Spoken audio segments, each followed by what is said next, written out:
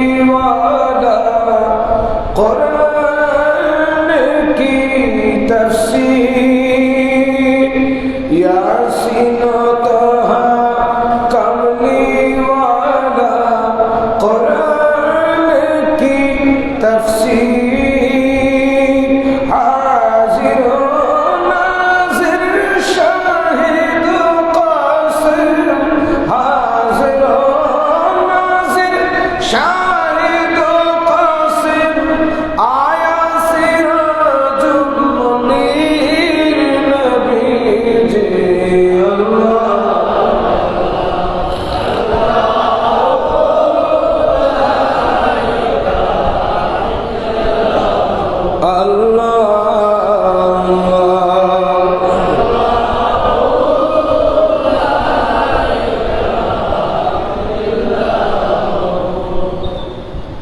الله الرحمن الرحيم فمن يعمل من الصالحات وهو مؤمن فلا كفران لسعيه وإنا له كاتبون صدق الله مولانا العظيم وصدق رسوله النبي الحبيب الكريم ربي صل وسلم وبارك عليه نهاية قابل قدر ঐতিহ্যবাহী নিউ রাঙামাটি জামে মসজিদের সম্মানিত মুসল্লিবৃন্দ রাহিমানা ওয়া রাহিমাকুমুল্লাহু তাআলা আসসালামু আলাইকুম ওয়া রাহমাতুল্লাহি ওয়া বারাকাতুহু। রব্বে যুল জালাল আহকামুল হাকিমিনের দরবারে ফুরন্ত শুকরিয়া আদায় করতে চাই, যিনি বড় মেহেরবানি করেছেন, দয়া করেছেন। আজ মাহে যুলকওদা তথা আশহুরুল হজের দ্বিতীয় মাস, এই দ্বিতীয় মাসের প্রথম জুমাদার লক্ষ্যে আল্লাহর ঘর মসজিদে সমবেত হবার সুযোগ দিয়েছেন, তৌফিক দিয়েছেন। আসুন সকলে মিলে আল্লাহ পাকের কাছে শুকরিয়া আদায় করি। শুকরগুজার বান্দার হিসেবে নিজেকে প্রকাশ করি, বড় আওয়াজে বলে আলহামদুলিল্লাহ। রহমতুল আলামিন, ইমামুল মুরসালিন, সৈয়দুল মুরসালিন, জানে দো আলম, নূরে মুজাসসাম, হুজুরে আযম, নবী মুকররম, আকায়ে দো আলম মুহাম্মদ মুস্তাফা সাল্লাল্লাহু আলাইহি ওয়া আলিহি ওয়া সাল্লামাত কদমে পাকে ফুরন্ত দুরুদ সালামের হাদিয়া প্রেরণ করছে।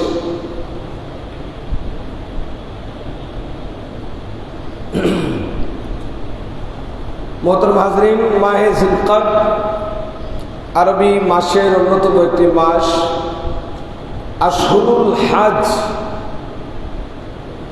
কোরআনুল কারীমে ইরশাদ হয়েছে যে হজের নির্দিষ্ট মাস আছে।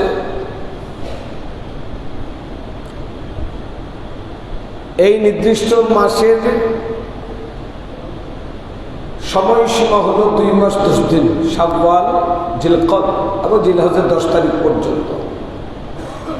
সেই হিসেবে শাওয়াল মাস আমাদের কাছ থেকে গত হয়েছে, জিলকদ মাস চলমান। এই মাসটিকেও হজের মৌসুম, হজের মাস হিসেবে আখ্যা দেওয়া হচ্ছে। বিভিন্ন প্রান্ত থেকে অলরেডি হাজি সাহেবান যারা হজ করবেন তারা রওনা হচ্ছেন, বিভিন্ন দেশে ফ্লাইট চালু হয়ে গেছে, হজের প্রস্তুতি চলবে। তো এই মাসের গুরুত্ব এবং ফজাইল অত্যধিক। হজ করব, হজে যাব, হজে যাচ্ছেন, হজে আসতে থাকবেন, এটা কিয়ামত পর্যন্ত চলতে থাকবে। আল্লাহর ঘর খানায় কাবা হুজ্জাজে কিরামের পদব্রজে মুখরিত থাকবে, আবাদুল আবাদের চলতে থাকবে। ওয়ালিল্লাহি আলান নাসি হিজ্জুল বাইতি মান ইসতাতাআ ইলাইহি সাবিলা, যার কাছে ইস্তিতাআত আছে, সামর্থ্য আছে হজে যাবার, তার উপর হজ ফরজ, তিনি যাবেন। আবার এও বলা আছে হাজিদের প্রকারভেদ হয়ে যাবে, বহু কিসিমের হাজি বের হবে। কেউ ভ্রমণের উদ্দেশ্যে যাবে, কেউ ব্যবসার উদ্দেশ্যে যাবে, কেউ হাজি লকব লাগাবার জন্য যাবে,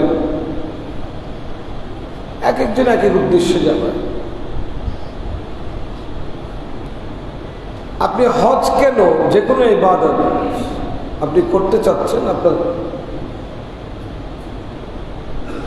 বাহ্যিক ইবাদতের সাথে আপনার অভ্যন্তরীণ যে সম্পর্ক অঙ্গ প্রত্যঙ্গের, সেটি সমন্বয় সাধন করতে হবে। আমাদের দুটা দিক, একটা হলো জাহির আর একটা হলো বাতিন। জাহির তো হচ্ছে প্রকাশ্যে যা দেখা যাচ্ছে। একজন মানুষ তাকে চেনা যাবে পোশাকে। একটা প্রবাদ আছে, আর নাসু বিল লিবাসে, মানুষের পরিচয় তার লেবাস। কে ডাক্তার, ডাক্তারের একটা ইউনিফর্ম থাকে। কে মাস্টার, মাস্টারের একটা পোশাক থাকে। কে লয়ার, লয়ারের একটা ইউনিফর্ম থাকে। কে আলেম ওলামা, তাদের কিছু পোশাক আশাক লেবাস আছে। বাহ্যিক অবয়ব, বাহ্যিক দৃশ্যমান অঙ্গ প্রত্যঙ্গগুলো বা পোশাক পরিচয়, এগুলো আমাদের পরিচয় বহন করে, আমাদের পরিচয় বা আমার ভেতরে থাকা যে গুণাবলী বৈশিষ্ট্য সেটি প্রকাশ করে। আপনি যেই ইবাদত করবেন না কেন, আপনার বাহ্যিক পোশাক আশাকের সাথে, বাহ্যিক পোশাক পরিচ্ছদের সাথে, বাহ্যিক ইউনিফর্মের সাথে আপনার অন্তরের একটা সম্পর্ক থাকতে হবে। শুধু সূরত থাকা এটা যথেষ্ট নয়, আবার শুধু কলবের ভেতরে থাকা এটাও যথেষ্ট নয়। সূরত লাগে, সিরত লাগে, দুটোটা কথা বলা আছে। সূরত মানে হচ্ছে বাহ্যিক অবয়ব, বাহ্যিক গঠন। সিরত মানে চরিত্র। দুটোর মিল থাকতে হবে। অন্যায়কারী যখন অন্যায় করে তখন তার বাহ্যিক লেবাসটি সেটা মানুষ প্রথমে তালাশ করে। কোনো ডাক্তার যদি অবহেলার কারণে কোনো রোগীকে মৃত্যুর দিকে ঠেলে দেয়, তখন ডাক্তারের ভেতরে কি আছে নাই সেটা মানুষ দেখবে না, যে তার বাহ্যিক বিষয়টা কি। তিনি একজন ডাক্তার হিসেবে মানুষ চিনেন, জানেন তার অবহেলার কারণে মানুষটা মারা গেছে, তখন তাকে দায়ী করবেন। এটা নিয়ম। মানুষ বাইরের বিষয়টাকে বেশি দেখে। তবে হাদিসে পাকে আছে, আল্লাহ সুবহানাহু ওয়া তাআলার ইরশাদ, রাসূল করিম সাল্লাল্লাহু আলাইহি ওয়াসাল্লাম ইরশাদ করেছেন, قال النبي صلى الله عليه وسلم إن الله لا ينظر إلى صوركم ولا إلى أعمالكم ولكن ينظر إلى قلوبكم ونياتكم أو كما قال عليه الصلاة والسلام। একটু বড় করে বলুন সুবহানাল্লাহ। হাদিসটা একটু লক্ষ্য করবেন।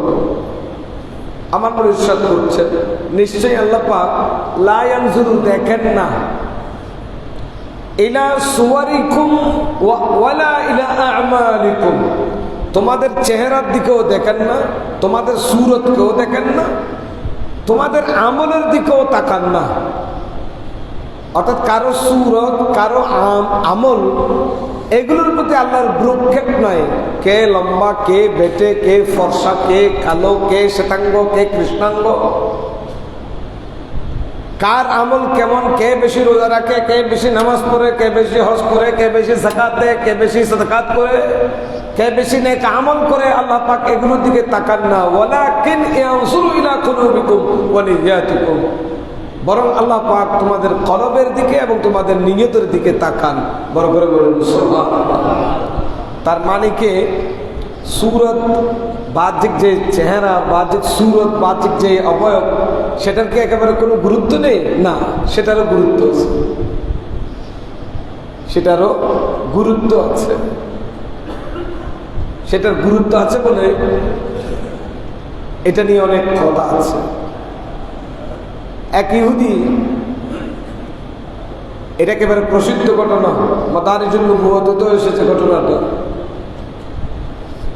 রমজান মাস হলে সে মুসলমানদের পোশাক ধারণ করত,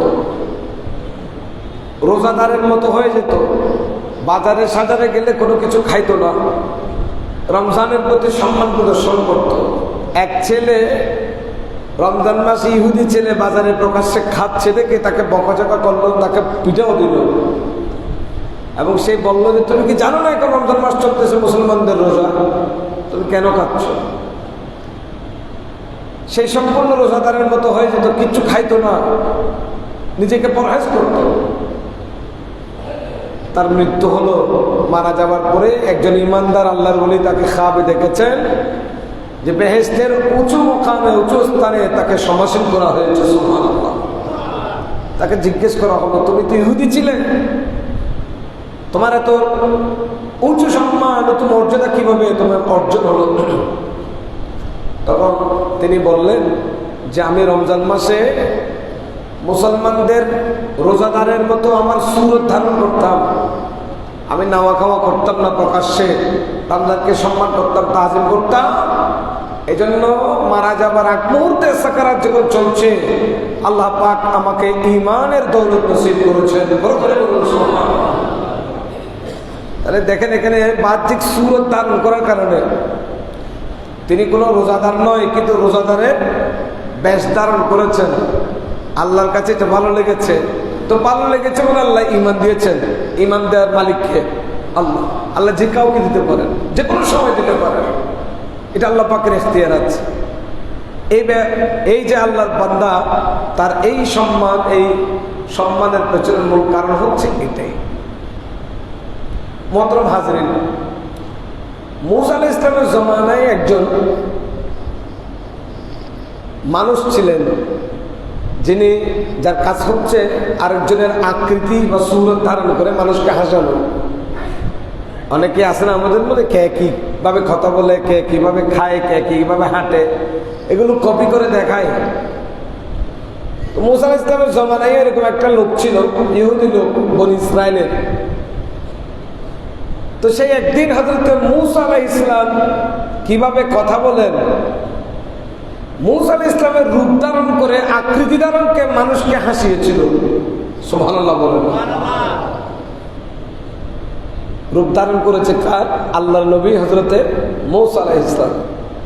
তো ফেরাউন যখন নদীতে ডুবে মরেছিল, তার দলবল সহ সবাই মরে গেছে, কিন্তু এই লোকটা জানে বেঁচে গেছে। তখন মূসা আলাইহিস সালাম আল্লাহর কাছে জিজ্ঞেস করলেন, আল্লাহ, এই লোকটা তো কাফের ছিল, তুমি একে বাঁচাই দিয়েছো কেন? বাকি সব মারা গেছে, এই লোকটা বাঁচে কেমনে? তখন আল্লাহ পাক বললেন, হ্যাঁ মূসা, লোকটা একদিন আমার নবী, আমার বন্ধু, আমার নবী মূসার আকৃতি ধারণ করেছিল, রূপ ধারণ করেছিল। আমি যখন তাকে মারতে গিয়েছি, তখন আমার সেই কথা মনে পড়েছে, এই লোকটার চেহারাই তো একদিন আমার বন্ধুর চেহারা এসেছিল।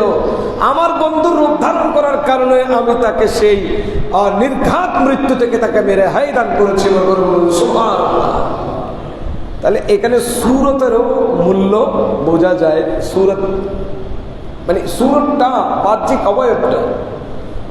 যেমন হযরতে মৌলানা জালালউদ্দিন রুমি রহমতুল্লাহ বলেছেন, सूरते ने किया गजी शादा शबी नारे दोज़ख राज खुद हिरमा कुनी अल्लाहुम्मा सल्ली अला सय्यिदिना मौलाना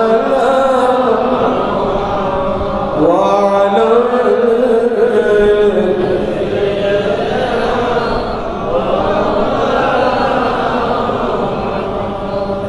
এই ঘটনার আলোকে মৌলানা জালালউদ্দিন রুমি রহমতুল্লাহি আলাইহি তিনি বলছেন, सूरते ने किया गाजी शादा शरीफ।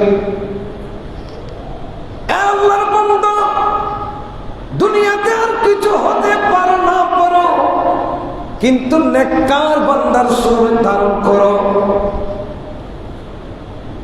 নেককার বান্দার সুরত ধারণ করলে আমার আল্লাহ হয়তো সুরতের উসিলায় তোমাকে জাহান্নাম থেকে মুক্তি দিবে। ওই সুরতের মূল্য আছে। আল্লাহর কাছে বন্ধুর সুরত প্রিয় মনে হয়েছে বলে মূসা আলাইহিস সালামের সুরত ধারণকারী ওই ইহুদিকে আল্লাহ রেহাই দান করেছে। মোহতরম হাজরিন, প্রশ্ন জাগতে পারে কি সুরতে কি যথেষ্ট? অনেকে তো অনেক বেশ ধরে ভণ্ডামি করে। কেউ ডাক্তার নয়, ডাক্তারের রূপ ধারণ করেছে। ইঞ্জিনিয়ার নয়, ইঞ্জিনিয়ারের অফিস নিয়ে ডিগ্রি নিয়ে বসে আছে। উকিল নয়, উকিল হিসেবে মানুষের কাছে পরিচিত হয়ে গেছে। আলেম নয়, আলেম হিসেবে মানুষকে ধোঁকা দিচ্ছে। এই সুন্নত ধারণটা কি যথেষ্ট না? যথেষ্ট নয়। এখানে ভিন্ন মাসআলা। অন্য একটা হাদিস আমরা অ্যানালাইসিস করব, আর একটা হাদিসে আমরা প্রবেশ করব। আমরা দেখব যে এই হাদিসে কি বলা আছে। আমার নবীর এই প্রসিদ্ধ হাদিস, এটা মুস্তানাদ হাদিস, হাদিসের বহু মুস্তানাদ হাদিসের কিতাবে এই হাদিস নকল হয়েছে। রাসূল করিম সাল্লাল্লাহু আলাইহি ওয়াসাল্লাম ইরশাদ করছেন, বিসমিল্লাহির রহমানির রহিম, ইন্না ফিল জাসাদি মুদগাতান ইযা সালাহাত সালাহাল জাসাদু কুল্লুহু ওয়া ইযা ফাসাদাত ফাসাদাল জাসাদু কুল্লুহু আলা ওয়া হিয়া কলব ওয়া হিয়া আল কলব। সুবহানাল্লাহ। আমার নবীর সর্বোচ্চ উম্মত শোনো, নিশ্চয় মানব দেহে, মানুষের শরীরের ভেতরে একটা গোশতের টুকরা আছে, মুদগাতুন মানে গোশতের টুকরা। ইদা সালাহাত সালাহাল জাসাদু কুল্লুহু, ওই গোশতের টুকরাটা যদি ঠিক থাকে, সমস্ত দেহ ঠিক থাকে। আমরা যখন আঙ্গুলের মাথায় ব্যথা পাই, ব্যথাটাকে শুধু এখানে অনুভব হয় নাকি পুরো শরীরকে কাবু করে? আমরা শরীরের যে কোনো অংশে আঘাতপ্রাপ্ত হবার পরে গোটা দেহে আমাদের সেটা অনুভব হয়, ফিল হয়। আল্লাহর হাবিব বলছেন, দেহের ভিতরে একটা অঙ্গ আছে, গোশতের টুকরা আছে, ইদা সালাহাত সালাহাল জাসাদু কুল্লুহু, সেটা ঠিক থাকলে পুরো শরীরটাই ঠিক থাকবে। ওয়া ইদা ফাসাদাত, আর যদি সেটা নষ্ট হয়ে যায়, ফাসাদাল জাসাদু কুল্লুহু, গোটা শরীরটাই ধ্বংস হয়ে যাবে। এরপরে আল্লাহ নবী বলছেন, আল্লাহ আল্লাহ, শোনো শোনো, খবরদার, সেই টুকরাটাকে জানো, সেই অঙ্গের নাম কি জানো? ওহিয়া আল কলব, আর সেই অঙ্গের নাম হলো কলব, অন্তর। অন্তর অন্তর বড় করে বলুন সুবহানাল্লাহ। তার মানে পরিষ্কার, মানুষের অন্তর ঠিক থাকলে বাকি সব ঠিক।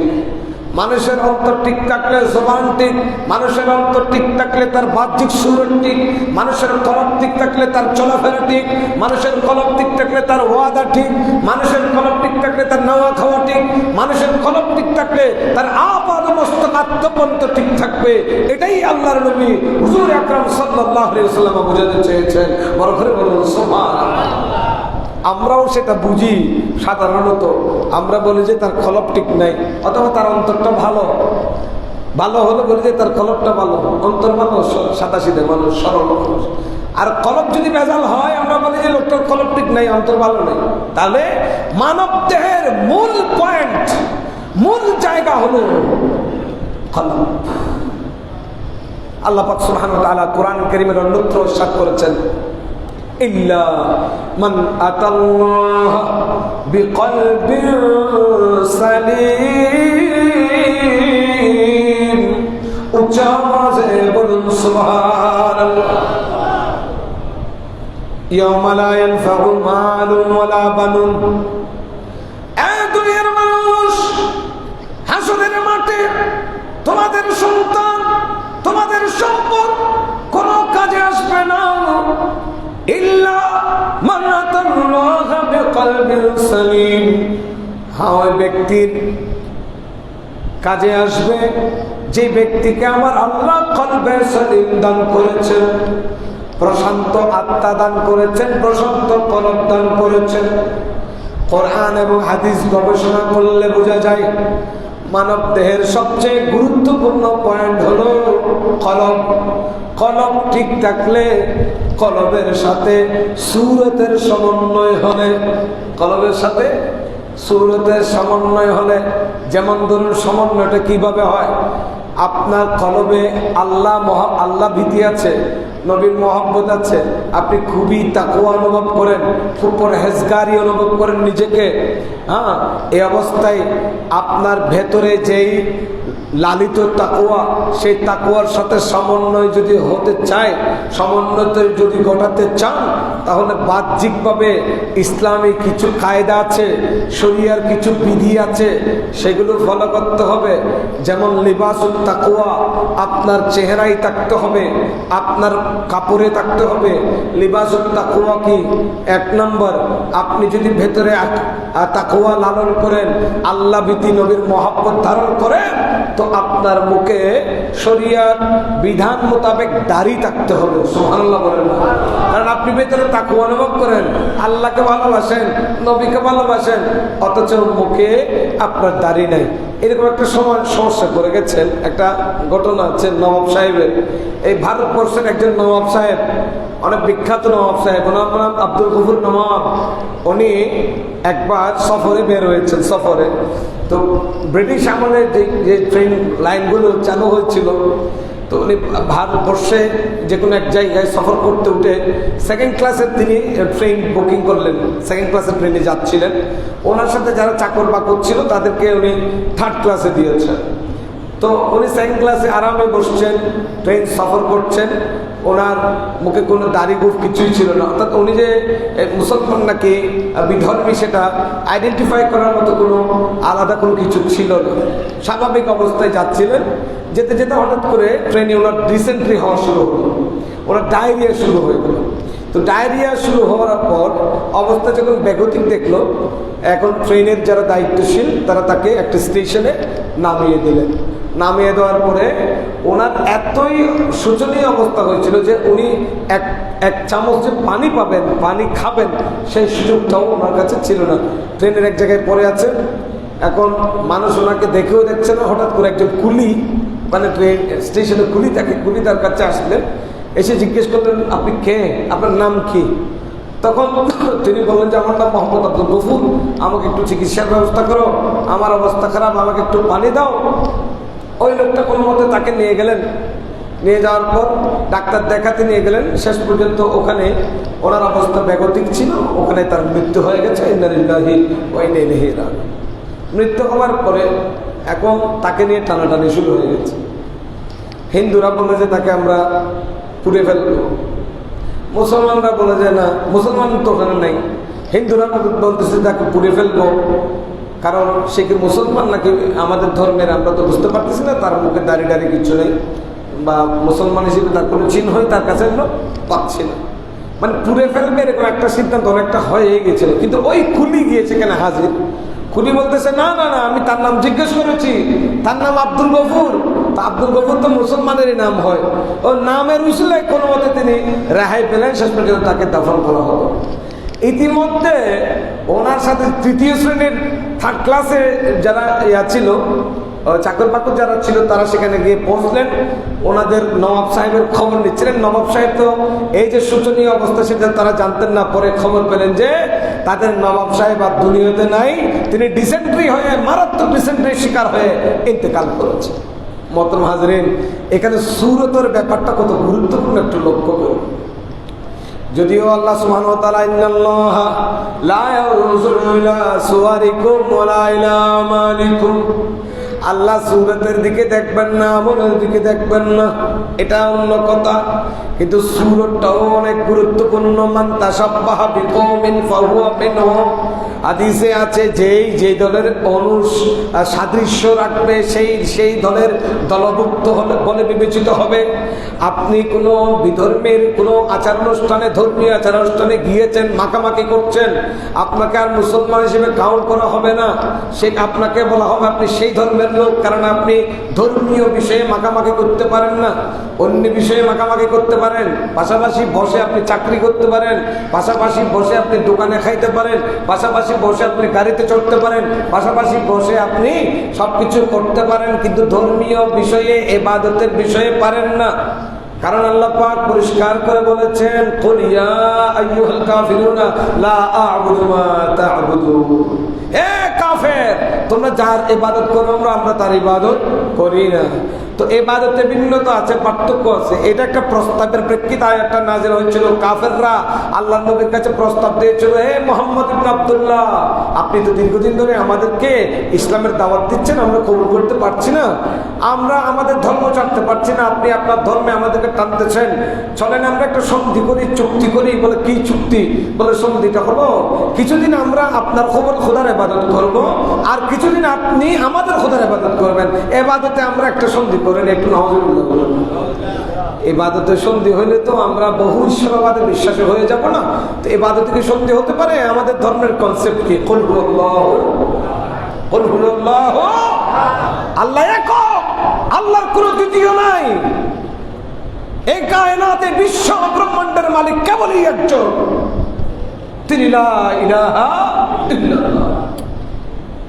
রাসূল করিম সাল্লাল্লাহু আলাইহি ওয়াসাল্লাম হাসলেন, আমার আল্লাহ জালালিয়তে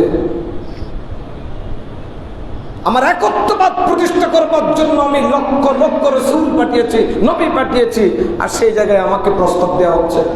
রাসূল করিম সাল্লাল্লাহু আলাইহি ওয়াসাল্লামের কাছে ওহী নাযিল হলো, সূরাতুল কাফিরুন, কুল ইয়া আইয়ুহাল কাফিরুন লা আ'বুদু মা তা'বুদুন। উচ্চ আওয়াজে বলুন সুবহানাল্লাহ। ও হাবিব, আপনি বলে দেন, এক কাফের সম্প্রদায়, লা আ'বুদু, আমি ইবাদত করি না, মা তা'বুদুন, তোমরা যার ইবাদত করো, তোমরা যার, ওয়ালা আ'বুদু, আমি ইবাদত করি না, মা, তোমরা যার ইবাদত করো, ওয়ালা আনতুম আবিদুনা মা আ'বুদু, আর আমি যার ইবাদত করি তার ইবাদত তোমরা করবে না। তোমরা তো লাত মানাত উজ্জাতে কি করো? পূজা করো। আমার খোদার ইবাদত তোমরা করো না। তোমার ধর্ম তোমার জন্য, আমার ধর্ম আমার। ধর্মীয় মেলামেশা, ধর্মীয় খলত মলত সংমিশ্রণ, এটা নিষেধ হচ্ছে। সূরা ইউনূসের শেষের দিকে আল্লাহ পাক ইরশাদ করছেন, কুল ইয়া আইয়ুহান নাসু ইন কুনতুম ফি শাক্কিন মিন দীনি ফালা আ'বুদুল্লাযীনা তা'বুদুনা মিন দুনিল্লাহ ওয়ালাকিন আ'বুদুল্লাহাল্লাযী ইয়াতাওয়াফফাকুম। উচ্চ আওয়াজে বলুন সুবহানাল্লাহ। হাবিব, আপনি বলবেন যে, হে লোক, তোমরা যে এই যে নানান বাহানা করছো, গরিমসি করছো দিন নিয়ে, ধর্ম নিয়ে, তোমাদের কি সন্দেহ হয় আমার ধর্ম সম্পর্কে, ইসলাম সম্পর্কে? কি তোমরা সংশয়ে আছো, সন্দেহের মধ্যে আছো?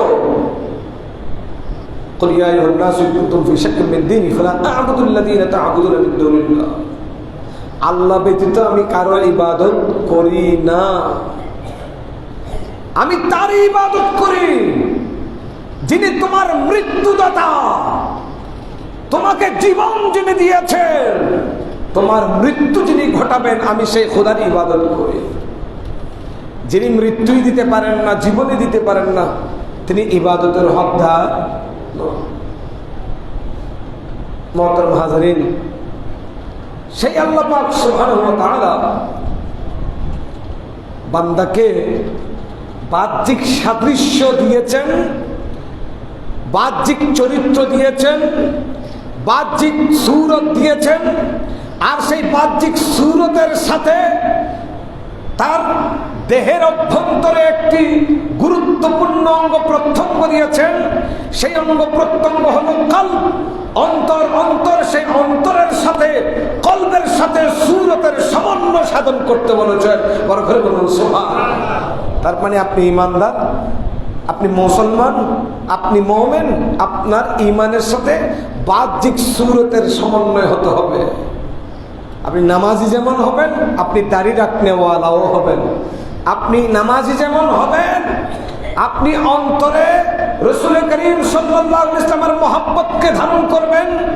আপনি নামাজি যেমন হবেন, আপনি রাসূলের নূরকে মানবেন। আপনি নামাজি যখন হবেন, আপনি ইলমে গায়েব মানবেন।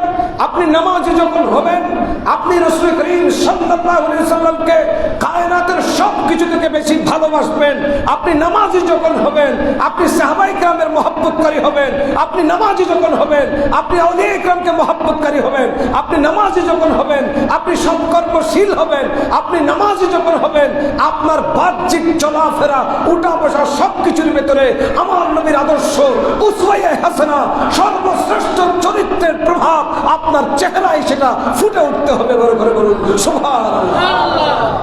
কিন্তু আপনি নামাজি হইলেন, ইয়া নবী সালাম আলাইকা পছন্দ করলেন না, তো নামাজ যিনি আনলেন তার নামাজ কবুল করলেন, তার সালামকে কবুল করতে পারলেন না। নামাজ তো উনি এনেছেন, নামাজ তো আমাকে দেয় নাই, সিদ্দিক আকবর রাদিয়াল্লাহু আনহুকে দেয় নাই, ফারুক আযম রাদিয়াল্লাহু তাআলা আনহুকে দেওয়া হয় নাই, কোন সাহাবীকে দেওয়া হয় নাই, এই যুগের কোন মাওলানা সাহেব মুফতি সাহেবকে দেওয়া হয় নাই। নামাজ দেওয়া হয়েছে আমার নবীকে। তো যিনি নামাজ এনেছেন তার নামাজ পড়তে পড়তে কপাল কালো করে ফেলছেন, তার সালাম কবুল করতে আপনার কষ্ট হয়। তার মানে আপনার কলবটা কোনো ঠিক হয় নাই, বাইরে ঠিক হয়ে গেছে। বাইরের সাথে কলমের সমন্বয় সাধনটা কিভাবে ঘটাবেন? এটার জরুরি বেশি। আমাদের এখন যে সমস্যাটা এটাই বেশি। দুটা সুরত ধারণ করছে এখনকার মানুষ, চরিত্র দুইটা, সুরত দুইটা, যাকে বলা হয় মুনাফিক। যাকে বলা হয় মুনাফিকরা দুটা সুরত নিয়ে চলে। এটার একটা কঠিন উদাহরণ আল্লাহ নবী হাদিসে পাকে বলেছেন, মাসালুল মুনাফিকি কাশাতিল আয়রাতি বাইনাল গনামাইনি তাঈরুনা হাদিহি মাররাতান ওয়া ইলা হাদিহি মাররাতান। একটা ছাগলের উদাহরণ দিয়েছেন। এক ছাগলের উপর সে সন্তুষ্ট থাকতে পারে না, কিছুক্ষণ এটার কাছে যায়, কিছুক্ষণ এটার কাছে যায়। আল্লাহ নবীর দেওয়া এই উপমা, এই দৃষ্টান্ত থেকে বোঝা যায় মুনাফিকের কঠিন চরিত্র। সে এক চরিত্রে স্থির থাকতে পারে না। এই নীতি আমাকে জাহান্নামের অতল গহ্বরে নিক্ষেপ করবে। ইন্নাল মুনাফিকিনা ফিদ দারকিল আসফালি মিনান নার। আব্দুল্লাহ ইবনে উবাই ইবনে সুলুল নামাজ কিভাবে পড়তে জানেন? একেবারে আল্লাহ নবীর মতো করে, ঠিক নবীজি যেভাবে দাঁড়াতেন সেভাবে দাঁড়াতেন, নবী যেভাবে রুকু করতেন সেভাবে রুকু করতেন, নবী যেভাবে সিজদা করতেন সেভাবে সিজদা করতেন। কোনো ব্যস্তম ছিল না, আল্লাহ নবীর পদাঙ্ক অনুসরণ করে চলতেন। কিন্তু সেই ছিল মুনাফিকদের সত্তা। ওয়া মিনান নাসি মান ইয়াকুলু আমান্না বিল্লাহি ওয়া বিল ইয়াউমিল আখির ওয়া মা হুম বিমুমিনিন। আল্লাহ বলেন, হাবিব আপনি কি মনে করছেন আপনার পেছনের লোকটা মুমিন হয়ে গেছে? না না না। ওয়া মিনান নাস, এই মিন মানে এটা মিনে বাজ, মিনে বাদিয়া বলা হয়। অর্থাৎ আপনার সাহাবীদের মধ্যে কিছু, সাহাবী তো নয় ওরা, কিছু লোক, নাস বলেছেন আল্লাহকে, নাস মানে মানুষ, সাহাবী বলেন নাই।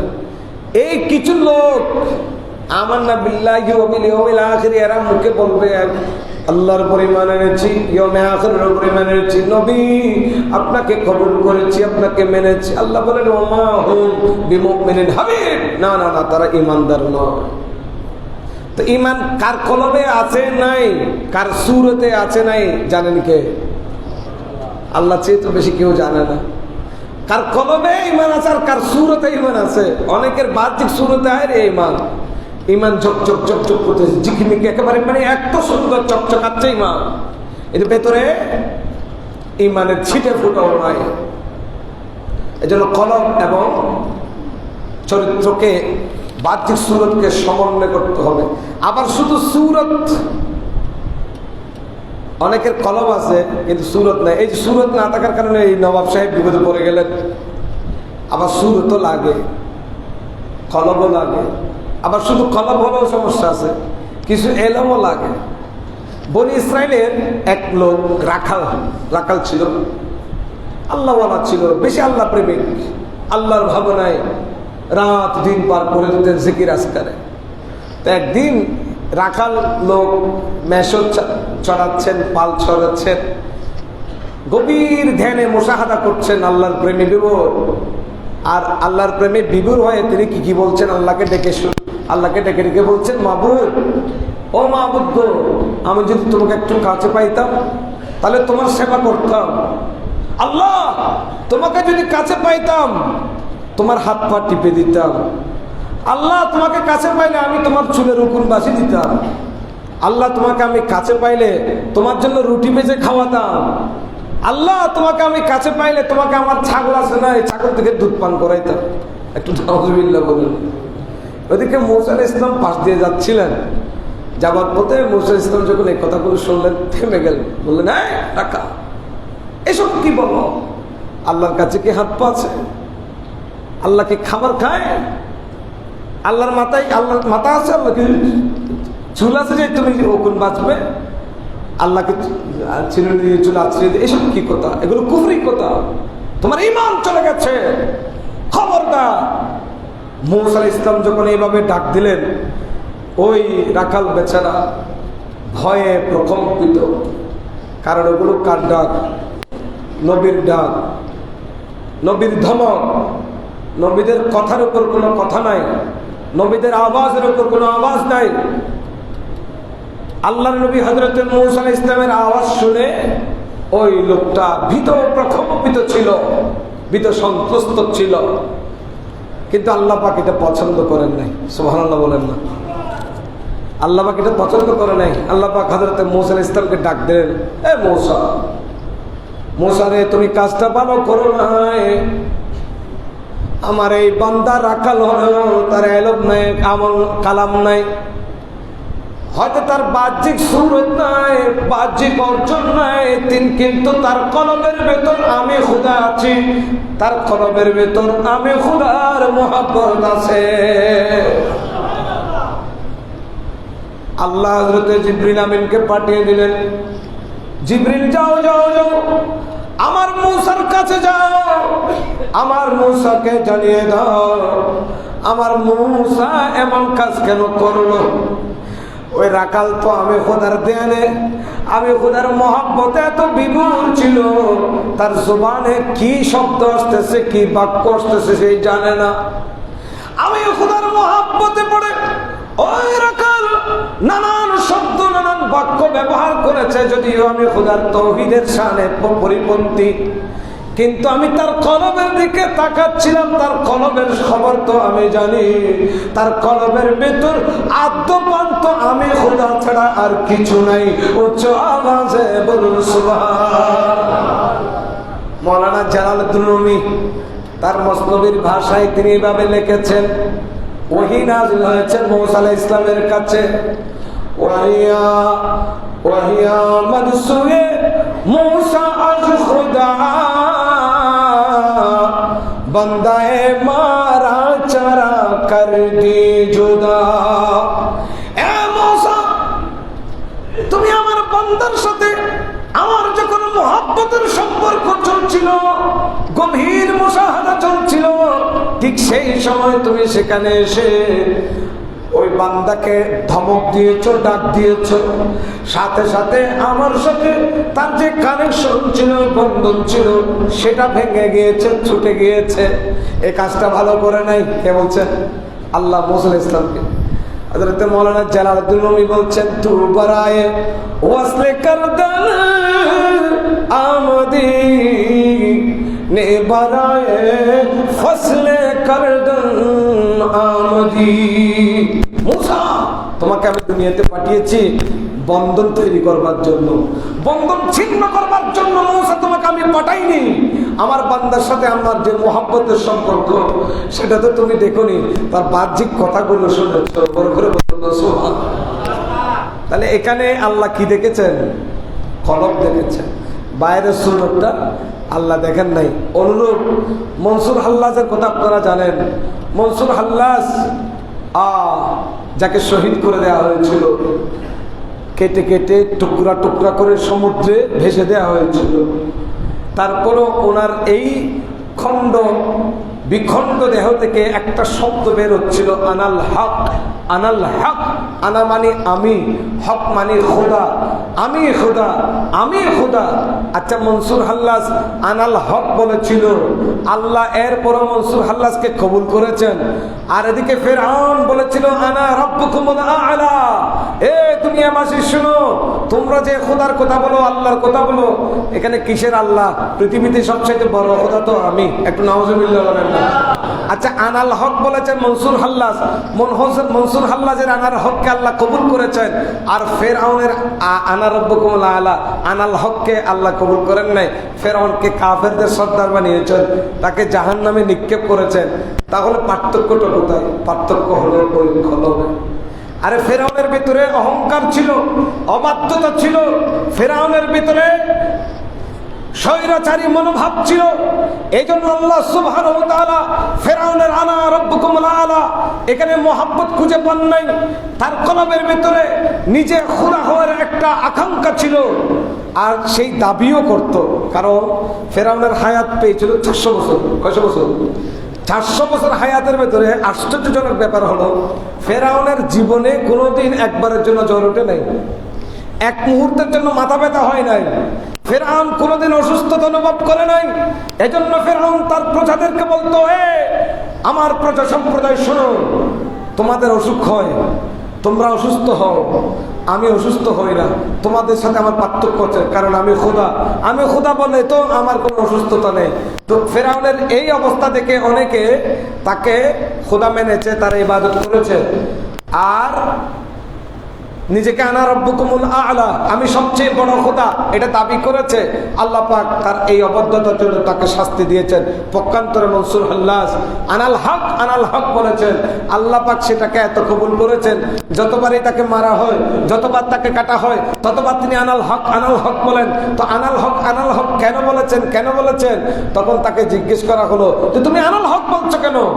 সমস্ত আলেমুলা একমত হয়ে গেছে তাকে কাটতে হবে, সে কাফের হয়ে গেছে, নিজেকে খোদা দাবি করতেছে মনসুর হাল্লাজ। কাটার পরেও বলে যে আনাল হক, টুকরো হয়ে গেছে সেটাও বলে আনাল হক, আমি খোদা। শেষ পর্যন্ত জিজ্ঞেস করা হয়েছে, এ মনসুর, তুমি আনাল হক কেন বলতেছো? কি সমস্যা তোমার? তখন তিনি জবাব দিয়েছেন, মান্নামি গুয়ম আনাল হক ইয়ারমি গুয়ত বাগো চুনমি গুয়ম মোরা দিলদারমি গুয়ত বাগো। তোমরা মনে করছো আমি আনাল হক বলছি, আমি আনাল হক বলছি না। আমার বন্ধু আমাকে বলছেন যে তুমি আনাল হক বলো, আমি আনাল হক বলতে থাকি, কিন্তু তোমাদের অত্যাচারে, তোমাদের নির্যাতনের কারণে যখন আমি আনাল হক বলা বন্ধ করে দিই, তখন আমার বন্ধু আমাকে এসে বলে, ও বন্ধু, তুমি আনাল হক বলো না কেন? একটু বলো না। তো আমার খোদা তো আমাকে আনাল হক বলিয়েছেন। বড় করে বলুন সুবহানাল্লাহ। এটা কলবের ভিতরে যখন আল্লাহ স্থান করে নেন, কারণ কলবুল মুমিনি আরশুল্লাহ, মুমিনের কলব কার আরশ? আল্লাহর আরশ। তো ওই কলবে দয়া থাকতে হবে, মায়া থাকতে হবে, ঈমান থাকতে হবে, আল্লাহর ভয় থাকতে হবে, নবীর মহব্বত থাকতে হবে, সুন্দর নিয়ত থাকতে হবে। নিয়ত যত ভালো, আপনার কলব তত বেশি পরিষ্কার হবে। 2 নম্বর, 2 খেয়াল, 2 নীতি, 2 মুখী, 2 আচরণ, 2 চেহারা, এগুলো বাদ দিতে হবে। এগুলো মুনাফিকের চরিত্র। আপনি শত নামাজ পড়েন, কোনো কাজে আসবে না। নীতি একটাই, ইমানের নীতি একটাই, ইমানের দাবি একটা, ইমানের কনসেপ্ট একটা, লা ইলাহা ইল্লাল্লাহ মুহাম্মাদুর, এই কালেমার দাবি সেটা। অতএব আল্লাহ পাক সুবহানাহু ওয়া তাআলা আমাদের আমল, আমাদের ঈমান, আমাদের কর্মকাণ্ড, আমাদের রীতিনীতি সবকিছু যেন অভিন্ন নীতিতে কোরআন ও সুন্নাহর আলোকে আমরা যেন আমাদের জীবন গড়তে পারি। আমাদের ব্যক্তিগত জীবন, সমাজ জীবন, রাষ্ট্রীয় জীবন সবকিছু যেন সুচারুরূপে আমরা পরিচালনা করতে পারি, সেই তৌফিক আমাদেরকে দান করুন। সাহাবায়ে কিরাম যে আদর্শ আমাদেরকে দিয়ে গেছেন, আসলাফে কিরাম যে আদর্শ, যে চরিত্র আমাদেরকে দিয়ে গেছেন, সেই চরিত্র দিয়ে আমাদের জীবন গড়তে হবে। ইবাদত আমি করব, কিন্তু ইবাদত হতে হবে আল্লাহ এবং আল্লাহ রাসূলের উদ্দেশ্যে। ইবাদত হতে হবে আল্লাহকে সন্তুষ্ট করবার উদ্দেশ্যে। ইবাদত হতে হবে আল্লাহর রেজামন্দি হাসিলের উদ্দেশ্যে, জান্নাত পাবার আশায়ও নয়। মানুষ আমাকে ইবাদত গুজার করবে সেই লক্ষ্যেও নয়, কোনো অভিধা, কোনো লকবালকাপ পাবার উদ্দেশ্য নয়। আল্লাহ পাক আমাদেরকে আমার নবীর মহব্বতের বদৌলতে, আউলিয়া কিরামের মহব্বতের সিলাই আল্লাহ পাক আমাদেরকে কবুল করুন। আমিন। ওমা আলাইনা ইল্লাল বালাগ। দাঁড়িয়ে কথা শুরু করুন, সামনের কথা পুরা করুন, সুন্নাত আদায় করুন।